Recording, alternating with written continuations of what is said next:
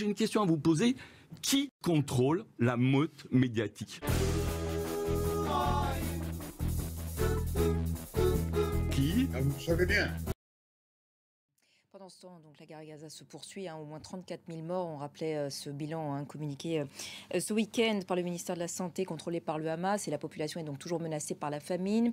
Jean-Paul Chagnollo, vous aviez voulu visionner d'ailleurs une archive qui date du 29 février dernier, lorsque 118 Palestiniens avaient été tués et 760 autres blessés en attendant un convoi d'aide humanitaire. Voilà, on voit ici des images de l'armée israélienne. Qu'est-ce que ce drame, lors d'une distribution d'aide alimentaire, dit du conflit? Écoutez, il suffit de regarder l'image. C'est donc un convoi alimentaire, c'est de la farine sans doute qu'il y a sur ce camion, et il y a des centaines, peut-être des milliers de Palestiniens qui se précipitent sur ce camion. Nous sommes dans la région de la ville de Gaza, pas très loin de la mer, et les Israéliens tirent. Ils ont dit que les morts, il y a une centaine de morts et des centaines de blessés.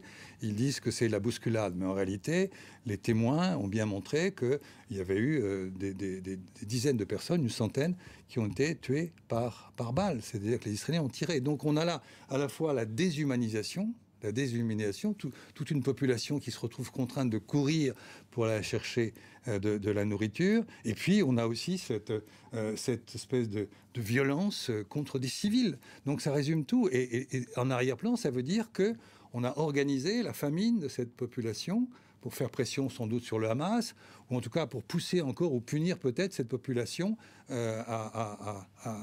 à fléchir ou à partir. Donc c'est vraiment une image. Et ce qui est aussi terrible du point de vue occidental, si je puis me permettre d'aller un peu plus loin, c'est que après ce moment qui est le 29 février, vous venez de le rappeler, est-ce que ça a été un tournant ? Ça a choqué, mais ça n'a pas été un tournant.